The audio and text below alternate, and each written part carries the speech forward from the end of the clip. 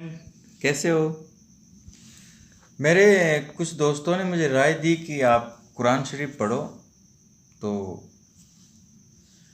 आपका ईमान ताज़ा हो जाएगा और आप ज़्यादा बेहतर इस्लाम को समझ पाओगे। तो मैंने शुरू किया कुरान शरीफ को पढ़ना।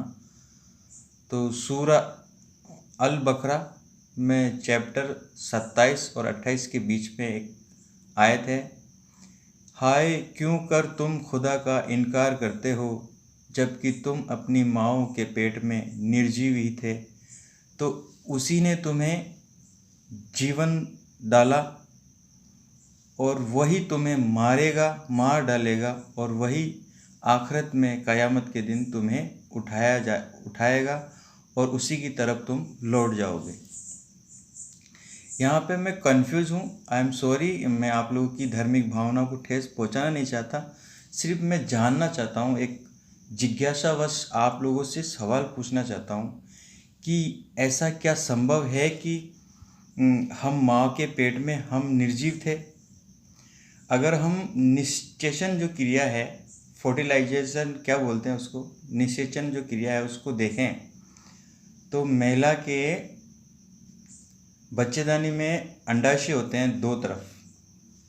तो अंडा जब परिपक्व हो जाता है तो वो निकल के आता है और पुरुष के जो शुक्राणु होते हैं उस अंडाशय में एक शुक्राणु ही, लाखों शुक्राणु रिलीज होते हैं, लेकिन कुछ मर जाते हैं, बहुत सारे मर जाते हैं और उसमें से रेस होती है और एक ही शुक्राणु उस अंडाशय तक पहुंच पाता है और उसमें प्रवेश कर पाता है। उसके बाद जो प्रजनन की प्रक्रिया है, विसर्जन की, उत्पत्ति की, वो प्रक्रिया होती है।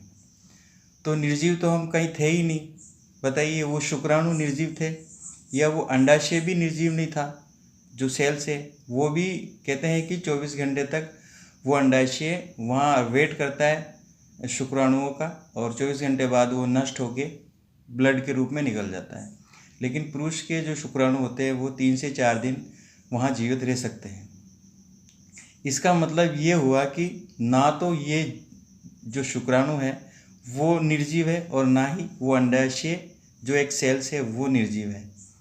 तो फिर निर्जीव थे कहाँ? वो निर्जीव तो किसी जीवधारी को पैदा कर ही नहीं सकता। मैं ये जिज्ञासावश पूछना चाहता हूँ, मैं आप लोगों के ऊपर क्वेश्चन मार्क नहीं लगा रहा हूँ, मैं सिर्फ जानना चाहता हूँ कि या तो किसी ने ये ट्रांसलेट गलत कर दिया है या मैं गलत समझ पा रहा हूँ।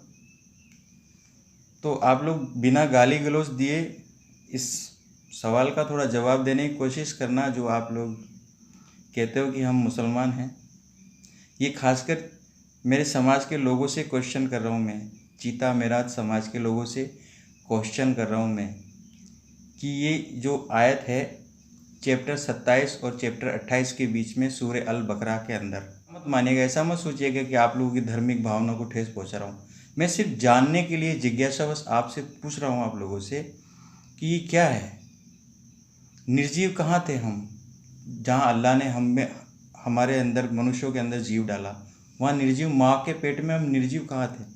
ना ही तो ये शुक्राणु निर्जीव थे, ना ही वो सेल्स निर्जीव था। तो इसका जवाब दीजिएगा और गाली गलौज मत कीजिएगा। Good night.